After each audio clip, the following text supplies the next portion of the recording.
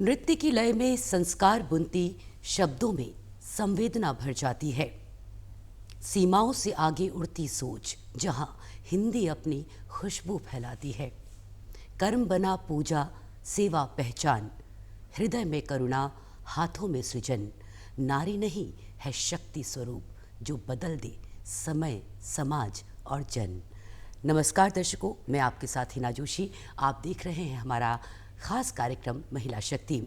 दर्शकों, जैसा कि आप सभी जानते हैं, हमारे इस कार्यक्रम के जरिए हम आपको कुछ ऐसी खास महिला शख्सियतों से रूबरू कराते हैं जिन्होंने अपने जीवन में दृढ़ निश्चय रहते हुए एक खास मुकाम हासिल किया है, आम लोगों से हटकर कुछ खास किया है।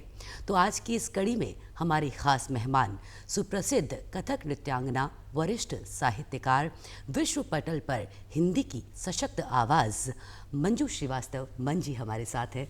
मंजू जी, आपका कार्यक्रम में बहुत बहुत स्वागत और बहुत बहुत नमस्कार और धन्यवाद मुझे आमंत्रित करने के लिए। मंजू जी, कार्यक्रम की शुरुआत करते हैं। दर्शक उत्सुक होंगे आपकी जर्नी को जानने के लिए। सबसे पहला सवाल मंजू जी आपसे ये, मंजू श्रीवास्तव मन के पीछे की क्या संवेदना है, क्या जीवन दृष्टि है? मन, जो कुछ भी लिखती हूँ मन से लिखती हूँ, तो मन से अच्छा उपनाम क्या हो सकता था। और दूसरी चीज़, मेरे बच्चों ने सजेस्ट किया कि मंजू का मन ले लें, तो मन भी शुरू में और मन बाद में भी, तो सब कुछ आपका अंतर मन का लिखी हुई हर चीज़ सामने आएगी। तो मंजू श्रीवास्तव मन कर दिया। वाह, बहुत खूब। मंजू जी, कहाँ से आप बिलोंग करती हैं? कैसे आपका कथक की तरफ रुझान हुआ या कैसे साहित्य की तरफ आप बढ़ी? बचपन की आपकी थोड़ी सी कहानी हमारे दर्शकों को बताएं। मैं बहुत छोटे से शहर बांदा, यूपी डिस्ट्रिक्ट स्टेट से हूँ, पर मेरे फादर बहुत प्रोग्रेसिव माइंड के थे। He was a principal. तो उनको था कि चाहे बेटा हो चाहे बेटी हो, सबको अच्छी एजुकेशन मिलनी चाहिए, और ये नहीं कि घर की चार दीवारी में ही बंद रह जाए लड़की। तो उन्होंने जैसे मेरे भाइयों को बाहर पढ़ने के लिए भेजा, मुझे भी लखनऊ यूनिवर्सिटी पढ़ने के लिए भेजा। और डेफिनेटली हॉस्टल में रह करके जो एक आपका डेवलपमेंट होता है वो एक अलग तरह का होता है, आपको एक्सपोजर अलग तरह का मिलता है। तो शायद वही वजह थी। और डांस भी मेरे फादर ने घर में नृत्य गुरु रखे, मेरे केशव आनंद शर्मा जी, उन्होंने मुझे शिक्षा दी और मैंने पूरा कोर्स किया कथक नृत्य में, वोकल म्यूज़िक में, तबले में। और फिर बस ये लेकिन 10-12 साल का गैप हुआ जब शादी हो गई पढ़ाई के बाद। फिर जब मेरी बेटी 5 साल की हुई तब मैंने सिखाना शुरू किया 85 में। तो 85 से आज तक डांस सिखा रही हूँ। अरे वाह, बहुत खूब, बहुत खूब मंजू जी। मंजू जी, ये जानना चाहेंगे आपसे, कथक, साहित्य और सेवा भाव से भी आपके अंदर बहुत है सेवा भाव, आप बहुत सेवा करती हैं। इन तीनों के बीच सामंजस्य कैसे बैठाती है, संतुलन कैसे बैठाती हैं आप?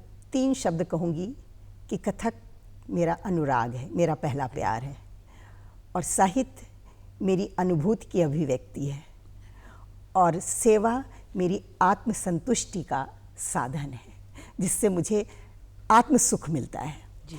तो जहाँ आपको जिस चीज़, जो आपके अनुभवों की अभिव्यक्ति आप कर रहे हो, आपको आत्मसंतुष्टि मिल रही है और आपका प्यार है, जो तीनों चीज़ें, तो उसमें सामंजस्य खुद ब खुद बैठ जाता है।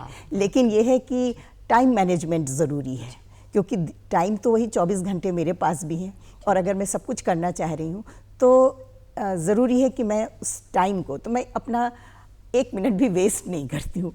सुबह से 6 बजे उठती हूँ, तब से मेरा बैक टू बैक कुछ ना कुछ कंटिन्यूअस चलता है।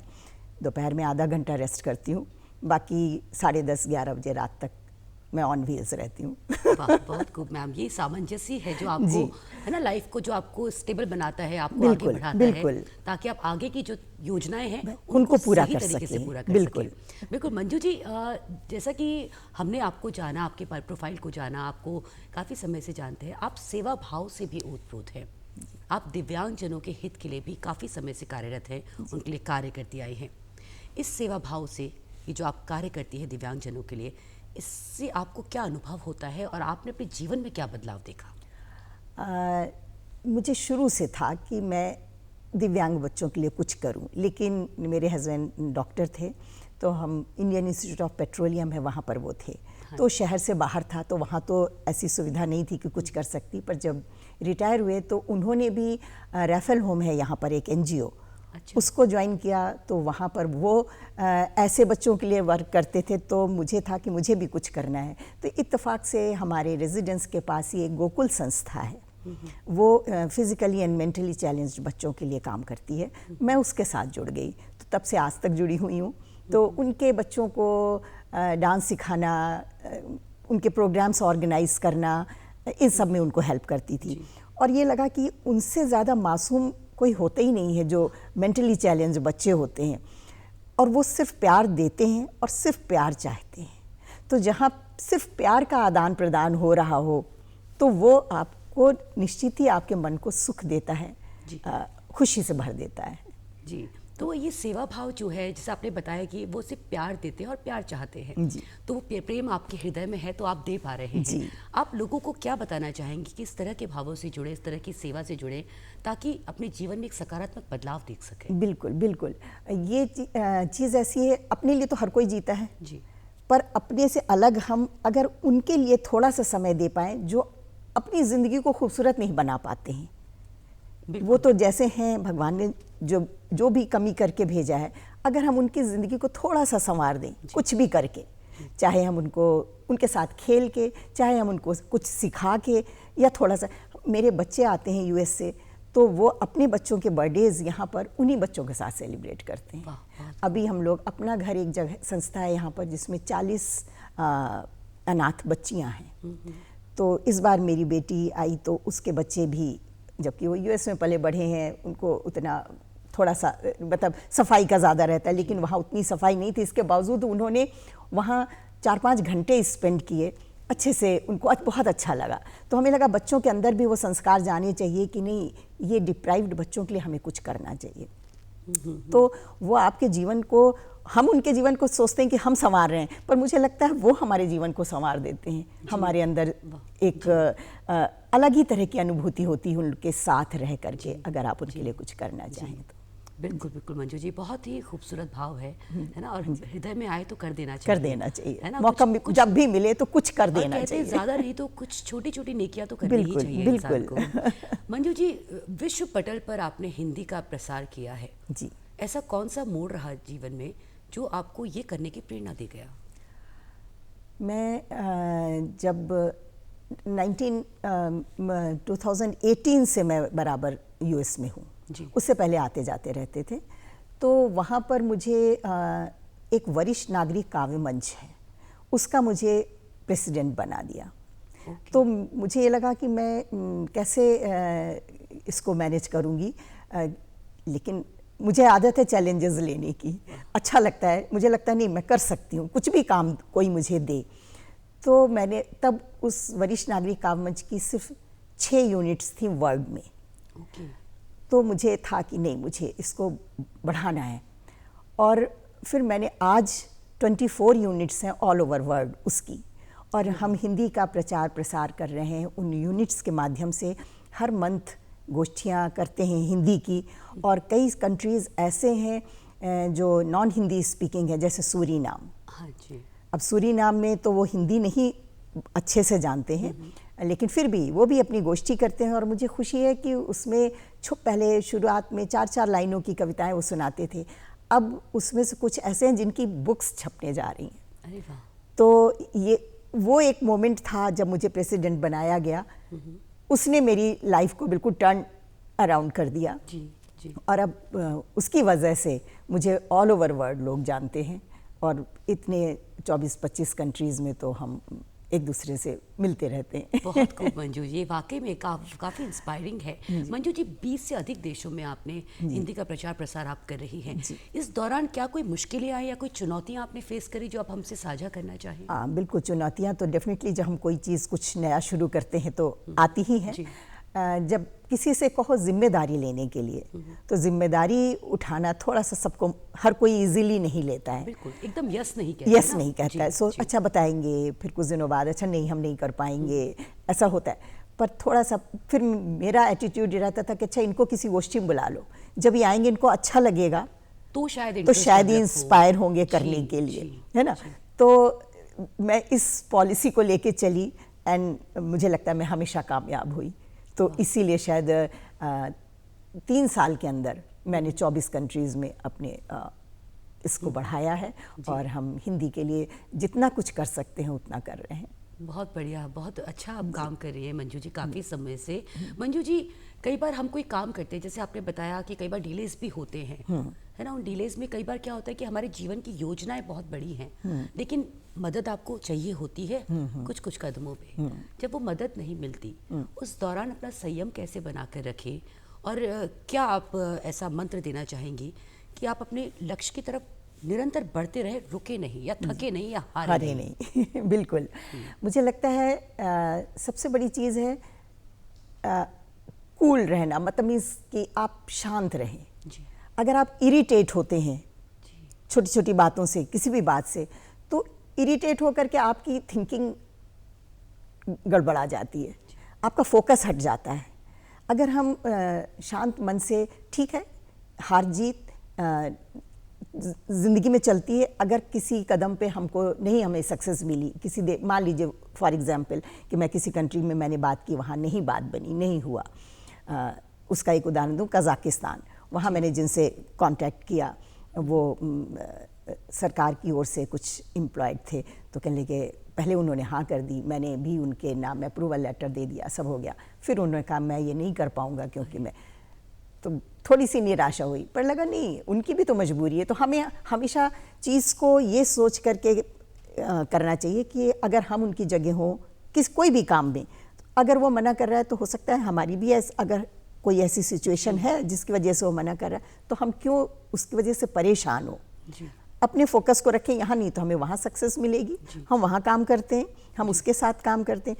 तो इत्तेफाक से मुझे कभी इरिटेशन नहीं होता किसी अपने अगर कोई स्टेप मेरा अनसक्सेसफुल रह जाता है। तो बहुत बहुत बढ़िया बात आपने बताई मंजू जी कि इरिटेट नहीं होना। एक होता है ना, लोग पैनिक हो जाते हैं, एक मोमेंट पे, छोटी सी बात पे पैनिक हो जाएंगे, इरिटेट हो जाएंगे, तो उससे तो कोई काम बनता तो है नहीं और बिगड़ ही जाता है। तो बेहतर है कि हम शांत मन से अगर अपनी बात को फिर आगे बढ़ाते रहें, करते रहें, तो सक्सेस मिलेगी ही मिलेगी। और एक रास्ते बंद होते तो और रास्ते जरूर खुलते हैं, बड़े समय लगे उसमें। मंजू जी, इतनी सकारात्मक रहने के लिए, इतना धैर्य जो आपके अंदर है, क्या इसके लिए कोई मेडिटेशन या किसी और चीज़ में आप जुड़ी हुई हैं जिससे इतना संयम आपके अंदर है? नहीं, मेडिटेशन तो मैं नहीं करती, पर हाँ मैं योगा करती हूँ और 40 साल से योगा कर रही हूँ, निरंतर रोज़ करती हूँ। अगर टाइम कम है, महिलाओं का होता है, कभी सुबह से ही काम शुरू हो जाते हैं घर के, पर चाहे मैं 10 मिनट करूँ, पर करती ज़रूर हूँ। नियम है, मतलब नियम है कि करना ही है, चाहे जैसे भी करना है, पर 10 मिनट करके ही काम घर का शुरू करना है। तो उससे मुझे लगता है मुझे सुबह से ही एक ऊर्जा मिल जाती है काम करने की, है ना, पहली चीज़। दूसरी चीज़, मन शांत रहने की बात है कि हमेशा शुरू से नेचर, कुदरती, भगवान ने शायद कुछ दिया। कुछ मेरे फादर, वो भी बहुत कभी गुस्सा नहीं होते थे। वो कहते थे गुस्सा हमेशा चीज़ों को बिगाड़ता है, गुस्सा नहीं होना चाहिए। तो यही रहा कि नहीं, नाराज़ होना ही नहीं है। और डांस में जैसे बच्चे आते हैं मेरे पास, मतलब 85 से मैं सिखा रही हूँ, आपको छोटे बच्चों के साथ आप जब होते हो तो आप हमेशा बच्चे बने रहते हो जी। अगर आप मतलब, तो वो एक अलग खुशी देती है। तो जीवन में आपको खुश रहने के लिए छोटी छोटी चीज़ों से खुश होना ज़रूरी है, बिल्कुल, है ना, कि बच्चों के साथ खुश हो लीजिए, दिव्यांग बच्चों के साथ खुश हो लीजिए। अपने घर में खाना, मुझे कुकिंग का बड़ा शौक है, तो मैं किचन में भी, मतलब चाहे कितनी भी थकी हूँ, अगर कोई कुछ कह दे ये खाना है, या मुझे ये पता चल जाए कोई आने वाला है, मैं पूरे मन से खाना बनाती हूँ, चीज़ें बनाती हूँ। मुझे वो भी बहुत खुशी देता है। तो मतलब खुशियाँ आपके इर्द गिर्द हैं, अगर आप उसमें खुशी ढूंढें। आप बड़ी खुशी का इंतजार करते रहेंगे तो फिर तो दुखी ज्यादा रहेंगे, खुश कम रहेंगे। बिल्कुल, जो एक कोट है ना, कहा जाता है काउंट योर ब्लेसिंग्स। बिल्कुल, जो आपके पास है, आप उसको पहले अनुग्रहित करें, उसको जाने समझे और उसके प्रति आभार व्यक्त करें। बिल्कुल, दिन में एक बार तो ईश्वर के प्रति आभार जरूर व्यक्त करना चाहिए कि आपने जो दिया है, बहुत दिया है, बहुत अच्छा दिया है। बिल्कुल बिल्कुल, बहुत खूब मंजू जी, बहुत अच्छा लग रहा है आपसे बातचीत करते हुए, आपको जानते हुए। मंजू जी, गृह स्वामिनी पत्रिका जो है उसकी भी आप ग्लोबल ब्रांड एम्बेसडर हैं और कम्युनिकेशन डायरेक्टर भी हैं। गृह स्वामिनी पत्रिका से जुड़ाव कैसे हुआ, कैसे जुड़ना हुआ और इसके साथ अनुभव कैसा है आप, क्योंकि ग्लोबल ब्रांड एम्बेसडर हैं उसकी? अर्पणा संत सिंह उसकी फाउंडर हैं जी। तो बस ऐसे ही हम किसी गोष्ठियों में मिले। जैसे मैंने कहा कि वर्ल्ड में लोगों से सबसे मिलना होता रहता है, लगभग रोज़ मेरी कहीं ना कहीं एक गोष्ठी होती है किसी ना किसी कंट्री के साथ, तो बहुत लोगों से मिलना होता रहता है। उनसे भी ऐसे ही मुलाकात हुई। उनको भी लगा कि कुछ पोटेंशियल है मुझ में कि मैं कुछ कर सकती हूँ, तो उन्होंने कहा कि आप हमारी एम्बेसडर बन जाइए। तो उनके एम्बेसडर भी बन गई। तो बस उनके इवेंट्स होते हैं वो ऑर्गेनाइज करती हूँ, और मैगज़ीन में जो आना होता है तो कभी किसी मंथ कभी संपादन उसका करती हूँ मैगज़ीन का। तो इस तरीके से उनके साथ जुड़ी हुई हूँ और चलता रहता है। वाह, बहुत खूब। और आपके इस बेहतरीन कार्य के लिए आपने जो कुछ अभी तक हासिल किया है ना, अपने मन से लगकर, उसके लिए आपको कई सारे अवार्ड से, कई सारे सम्मानों से भी नवाजा गया है, जिसमें मुंशी प्रेमचंद सम्मान भी शामिल है। कैसा लगता है मंजू जी जब आपके कार्य को कहीं कोई प्रशंसा करता है या उसको रिकॉग्निशन मिलता है, कैसा अनुभव होता है ये? सचमुच बहुत अच्छा लगता है, क्योंकि मेहनत सभी करते हैं और मेहनत करनी भी चाहिए, लेकिन हाँ ये भी एक ह्यूमन वीकनेस है कि अगर आपको रिकग्निशन मिलता है, कोई तारीफ़ करता है तो हर को अच्छा लगता है ना। तो बस वही है कि करती हूँ। जैसे अभी मेरी 2 बुक्स को इंदौर पुस्तकालय संघ ने कृति सुमन सम्मान से सम्मानित किया। मेरा एक गज़ल संग्रह आया, मन मेरा एहसास तेरा, और एक मेरी बच्चों की बाल साहित्य भी लिखती हूँ, तो उसमें उसकी वो पुस्तक है मन का पिटारा, क्योंकि उसमें मैंने 100 पहेलियाँ और कहानियाँ और कविताएं संकलित की हैं। तो उसको भी उन्होंने कृति सुमन साहित्य सम्मान दिया, तो इसलिए अच्छा लगा भी। जी मैम, जो आपकी लेखनी है उसमें स्त्री संवेदना बहुत सशक्त रूप से दिखाई देती है, अनुभव होती है, तो इसके बारे में हमें आप बताएं। एक तो खुद ही स्त्री हूँ, है ना, तो समझ सकती हूँ कि नारी की समस्याएं क्या हैं, नारी के ऊपर क्या गुजरती है। और हमारे इर्द गिर्द भी तो काम वाली से लेकर के पड़ोसी सब जगह स्त्रियां तो नज़र आती हैं और समस्याएं भी उनकी दिखती हैं। तो इसलिए उनके प्रति जो संवेदना है, मैं कहती हूँ ना, मेरा तो सब कुछ मन की अनुभूति ही है जो अभिव्यक्त होती है, तो उनके प्रति जो महसूस होता है तो बस वही मेरी कविताओं में उतर आता है। वाह, बहुत खूब मैम, क्योंकि आप वही बोलते हैं ना, आप प्रकृति से जुड़े हुए हैं, जो आपके आसपास है आप उससे जितने जुड़े रहते हैं, हाँ, वही भाव आप महसूस करते हैं और शायद वही आप लिखते हैं और वही लोग भी बहुत पसंद करते हैं। मैम, कथक आपके जीवन का बहुत इम्पोर्टेंट पार्ट है। हम जानना चाहेंगे, हमारे दर्शक जानना चाहेंगे, कथक आपके लिए क्या है? कथक मेरे लिए पूजा है। मैं तो ये कहूँगी, बस मतलब एक समय था, अब तो नहीं उतना, कि अगर खड़ी हो जाती थी अपने आप ही अपने कमरे में तो कितने ही देर कर लूँ ये भी नहीं पता चलता था। क्योंकि जैसे कहते हैं ना, पूजा में इंसान बैठ जाता है, तल्लीन हो जाता है, तो उसको समय का भान नहीं रहता। तो ऐसे ही मुझे भी होता था। अब तो उम्र हो गई है थोड़ी, तो अब इतनी देर तो करने का उतना नहीं है, लेकिन अब भी सबसे पहला मेरा, अगर मुझे वक्त देना होता है तो मैं कथक को देती हूँ। कथक के बाद साहित्य आता है, क्योंकि आज भी सिखा रही हूँ बच्चों को। तो जैसे बच्चे, आजकल के बच्चे बहुत व्यस्त होते हैं, समय मैम हम इस समय आ जाएं, मैं कहती हूँ आ जाओ, मेरा 1 घंटा एक बच्चे के लिए जाएगा, बट इट्स ओके। तो मतलब कथक तो मेरे लिए मेरा पहला प्यार है। बहुत बहुत खूब। प्रेम आप जिस चीज़ से करते हैं। और मैंने अपनी बेटी को सिखाया, मेरी बेटी ने अपनी बेटी को सिखाया, तो हमारे यहाँ 3 जनरेशन से कथक चल रहा है। वाह वाह। वो वहाँ सिखा रही है, मेरी बेटी अमेरिका में कथक सिखा रही है, उसकी बेटी ने सीखा है, वो सिखा नहीं रही, वो अब चली गई है दूसरी ब्रांच में, बट लेकिन हम तीनों ने कथक को सीखा है और हमने एक साथ इंटरव्यूज़ भी दिए हैं और एक साथ परफॉर्म भी किया है। बहुत खूब। 3 जनरेशन एक साथ है ना कथक को। और कहा जाता है ना, भक्ति सिर्फ पूजा पाठ नहीं होता, नृत्य और संगीत को भी भक्ति का बहुत अहम रूप माना जाता है। बिल्कुल। मैम, कविता, कहानी, गज़ल की ओर आपके चलते हैं, इन तीनों में से आपके हृदय के सबसे करीब क्या है? कौन सी विधा है और क्यों? सबसे करीब कैसे कहूँ, जैसे एक सवाल कर लो कि कौन सा बच्चा सबसे प्यारा है वैसा ही ये सवाल है, ये कहना बहुत मुश्किल है। लेकिन हाँ, कविता बहुत जल्दी लिख जाती है, कहानी में टाइम लगता है। जी। बाकी तो और सारी विधाएं हैं, मतलब जो भी लिखें, तो इसलिए कह सकती हूँ कि कविता ज़्यादा करीब है, क्योंकि तुरंत ही जो मन में भाव आया वो व्यक्त हो जाता है, लिख जाता है। तो इसलिए कविता को ही कहूँगी। पर कोई आपके जो दिल के करीब ऐसी कोई कविता हो या कुछ पंक्तियाँ जो आप हमारे दर्शकों के साथ हमें सुनाना चाहें? ज़रूर। वैसे तो बहुत सारे मेरे काव्य संग्रह, 10 पुस्तकें प्रकाशित हो चुकी हैं, बहुत कविताएं हैं, लेकिन एक अभी लिखी है बिल्कुल ताज़ा, तो वो मैं शेयर करती हूँ। वो भी स्त्री विमर्श पर ही है।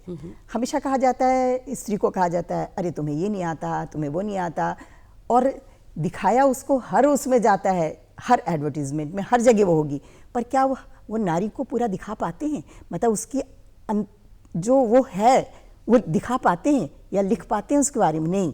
वो एक सवाल मैंने उठाया है अपनी इस कविता में। तो कविता का शीर्षक दिया है लिख सकोगे क्या। लिख सकोगे क्या। सुनाती हूँ जी, अपने दर्शकों को भी। नहीं लिख सकोगे जैसी मैं थी, जैसी मैं हूँ और जैसी मैं होना चाहती हूँ, मेरी अपूर्ण संपूर्णता के साथ। हमेशा अपूर्ण कहते हैं ना नारी को, तो मेरी अपूर्ण संपूर्णता के साथ नहीं लिख सकोगे। कभी प्रेम की अटूट कहानी, कभी शक्ति की तेज निशानी, कभी किस्सों में रोती रानी, कभी शक्ति की तेज निशानी, रिश्तों के माझे सुलझाती, मन में मैं वनवासी होती, कितना भी हंसती बोलूं मैं, फिर भी मन में मैं मुस्काती, मैं मन से वनवासी होती। लिख सकोगे क्या। नहीं लिख सकोगे। या लिख सकोगे क्या। हाई हील में स्टेबल, स्नीकर्स में अनस्टॉपेबल, बहू बेटी नहीं लिख सकोगे। पूछती हुई कौन रोकेगा मुझे, नहीं लिख सकोगे। अनफिल्टर्ड, आज की नारी अपग्रेडेड है, अनफिल्टर्ड है, नहीं लिख सकोगे। चलो समझौता कर लेते हैं, तुम लिखो मैं अलिखित रह जाऊं, तुम लिखो मैं अलिखित रह जाऊं, तुम जीतो मैं हार ना पाऊं। वाह मैम, वाह। तुम लिखो मैं अलिखित रह जाऊं, तुम जीतो मैं हार ना पाऊं। वाह मैम, कितनी गहरी बात। और वाकई एक महिला की जिंदगी, उसकी कहानी, मतलब जो थी जो है, पर आप उसको कभी भी पूरा का पूरा आप उसको नहीं लिख सकते, अर्थ को नहीं लिख सकते कि वो क्या है और वो क्या होना चाहती है, वो क्या क्या कर सकती है। हाई हील्स में स्टेबल, स्नीकर्स में अनस्टॉपेबल। वाह। Upgraded, unfiltered. वाह वाह वाह। तो नारी तो अब बदल रही है समय के साथ, बिल्कुल, है ना। बिल्कुल। तो आप उसकी उस शक्ति को भी तो लिखें। बिल्कुल, लेकिन लिखना ही तो नामुमकिन है, समझना ही तो नामुमकिन है। बिल्कुल, है ना, उसके भावों को, उसके अंतर मन को, उसकी पीड़ा को, उसके प्रेम को। बिल्कुल, वाकई बहुत खूब मैम, बहुत बहुत खूब।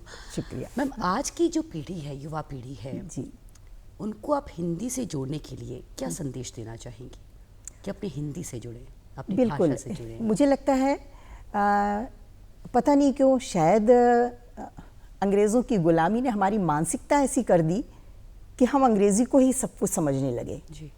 हिंदी बोलने वाले को सोचा जाता है कि ये तो बैकवर्ड है। बिल्कुल।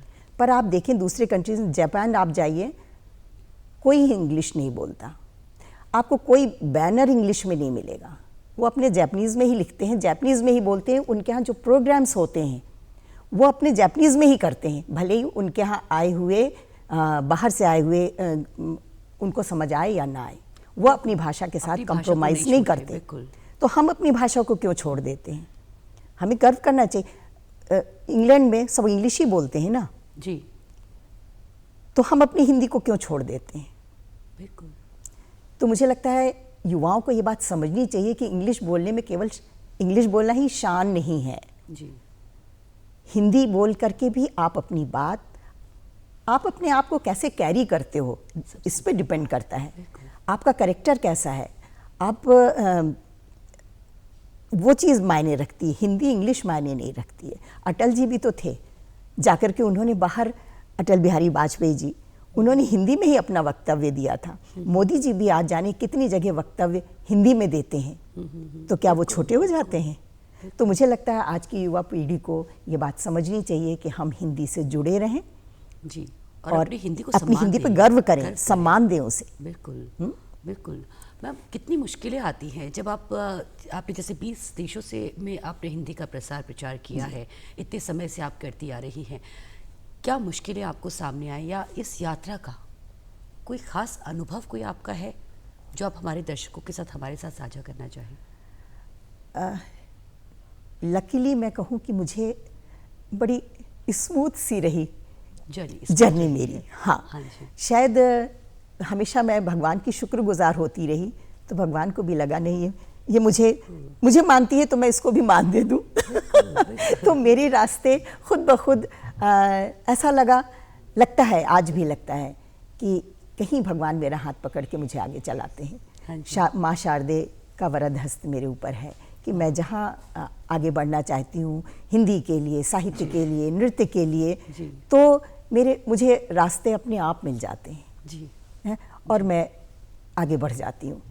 क्योंकि देखिए, लिखते तो सब हैं पर सबको मौका नहीं मिलता है। बिल्कुल, है ना? अगर मौका मिलता है तो ईश्वर की मेहरबानी होती है, बहुत बड़ी, सच में ना। इसलिए हमें शुक्रगुजार होना चाहिए हमेशा, और मौके मिले तो उन मौक़ों को एक चैलेंज समझ के एक्सेप्ट भी करना चाहिए। अगर हम मौके छोड़ देते हैं, ये हम कर नहीं सकते जी, तो फिर आपको तो भगवान ने देना चाहा पर आपने लिया नहीं जी। बिल्कुल, है ना? तो मुझे लगता है कि हमेशा आगे बढ़ने के लिए, मतलब आगे बढ़ने के लिए ओवर एम्बिशियस नहीं होना चाहिए, लेकिन जो रास्ता आप चुनते हैं अपने लिए, उस रास्ते पर फिर मेहनत करने के लिए हमेशा तत्पर रहना चाहिए, तभी आप आगे बढ़ सकते हैं। जी, बिल्कुल बिल्कुल मंजू जी, बिल्कुल। मंजू जी, आपकी रचना प्रक्रिया कैसी होती है, अनुभव से या अनुभूति से? रचना प्रक्रिया अनुभव अनुभूति दोनों का ही सम्मिश्रण होती है, क्योंकि बहुत कुछ जो हम अनुभव करते हैं, स्पेशली कहानियाँ जी, वो तो हम जब अनुभव करते हैं किसी की लाइफ को, कुछ सुनते हैं, कुछ करते हैं, फिर वो कहानी के रूप में ढलता है। हाँ जी। और कविता अधिकतर अनुभूति होती है, अंतर्मन की अनुभूति होती है। कोई चीज़ ज़रूरी नहीं कि उसके लिए हमें बाहर से ही कोई टॉपिक मिले, कभी मन में कोई भाव घुमड़ता है और वो कविता के रूप में सामने आ जाता है ना? तो इसलिए अनुभव और अनुभूति दोनों ही मिल करके कागज़ पे उतरते हैं। जी, बिल्कुल बिल्कुल, बहुत खूब मैम। मंजू जी, जो महिलाएं कला या साहित्य को अपना जीवन बनाना चाहती हैं, लेकिन वो कहा जाता है एक सामंजस्य नहीं बन पाता, क्योंकि जिम्मेदारियां महिलाओं के ऊपर बहुत ज़्यादा अभी भी होती हैं। जी बिल्कुल। तो उन महिलाओं को मार्गदर्शन आप कैसे देंगी, क्या मार्गदर्शन उनका करेंगी? यही कहूँगी कि हमेशा अपने लिए भी वक्त देना चाहिए। कभी भी ये नहीं सोचना चाहिए कि बस जो कुछ हो रहा है होने दो, कुछ हो जाएगा तो ठीक है। अगर ऐसा सोचेंगे तो महिलाएं भी नहीं, कोई आगे नहीं बढ़ सकता है। यूएस में मैंने कम से कम 15 मैं ऐसी महिलाओं को बता सकती हूँ जिनको मैंने कलम चलाना सिखाया कि मतलब वो कविताएं लिखें, और आज आप यकीन नहीं करेंगी कि उनकी किताबें पब्लिश हो चुकी हैं। अरे वाह! क्योंकि उनके अंदर भी वो लगन थी, तो उन्होंने किया। ऐसे ही वहाँ मैं नृत्य भी सिखाती हूँ। मैं सीनियर सिटीजन सेंटर जाती हूँ, तो वहाँ 70-80 साल की भी लेडीज़ डांस सीख रही हैं। मतलब इस उम्र में वो डांस सीख रही हैं कि हम अपने जीवन को खूबसूरत बनाना चाहते हैं। जी, है ना? जी। जो चीज़ हम बचपन में नहीं कर सके वो अब हम करना चाहते हैं। तो किसी भी चीज़ को करने के लिए उम्र का कोई बंदिश नहीं होती, अगर आपके अंदर इच्छा शक्ति है तो। बिल्कुल, है ना? तो मुझे लगता है कि महिलाओं को भी अपने लिए ज़रूर सोचना चाहिए। हम परिवार के लिए वक्त निकालते हैं तो थोड़ा सा वक्त अपने लिए निकालना चाहिए और अपने शौक पूरे करने चाहिए ज़रूर। जी बिल्कुल, बहुत खूब मैम, बहुत अच्छी आपने बात कही है ना। अपने लिए समय निकालना बहुत ज़रूरी है। मैम, समय की कमी है, चलते चलते हमारे दर्शकों के लिए, खासतौर से हमारी महिला दर्शकों के लिए आप क्या संदेश देना चाहेंगी और क्या बताना, कैसे बताएंगी कि वो अपनी शक्ति को कैसे पहचाने, अपने आत्मबल को कैसे बनाए रखें? बिल्कुल, हर औरत शक्ति स्वरूपा है, मैं यही कहूँगी। उसको सिर्फ ज़रूरत है अपने अंदर छिपे हुनर को पहचानने की और अपने लिए वक्त देकर उस हुनर को उकेरने की, ताकि वो सशक्त हो सके। महिला को सशक्त होना बहुत आवश्यक है। वो जितना दबती जाती है उतना उसको दबाया जाता है और उसका मतलब फिर वो अपने लिए कुछ कर ही नहीं पाती है। तो मुझे लगता है कि चाहे वो मिडिल क्लास लेडी हो, चाहे वो आभिजात्य वर्ग की हो, चाहे वो गरीब घर की हो, पर उसको थोड़ा सा वक्त अपने शौक़ को पूरा करने के लिए, अपने जीवन को अपने तरीके से जीने के लिए अवश्य निकालना चाहिए। बहुत खूब मैम मंजू जी, बहुत अच्छा लगा आपसे बातचीत करके। बहुत बहुत धन्यवाद, आपने अपना समय दिया। और हमारे दर्शकों को हम बताना चाहेंगे, आप अभी मंजू श्रीवास्तव जी को सुन रहे थे और अभी जो अनुभव हो रहा है, उनकी जो जर्नी को हमने जाना, उनके जो अनुभवों को जाना, उनके जो भावों को हमने जाना, वो वाकई बहुत समृद्ध उन्होंने हमें किया। बहुत अनुग्रहित हम फील कर रहे हैं। बहुत बहुत धन्यवाद आपका। बहुत बहुत शुक्रिया। दर्शकों, उम्मीद है मंजू श्रीवास्तव मन से हुई चर्चा आपको ज़रूर पसंद आई होगी। इनके शब्दों से, उनके जीवन के अनुभवों से आपने प्रेरणा ज़रूर ली होगी। अगले अंक में किसी और ख़ास महिला शख्सियत से आपको रूबरू कराएंगे। तब तक के लिए आप अपना ख्याल रखें, प्रसन्न रहें, सकारात्मक रहें। नमस्कार।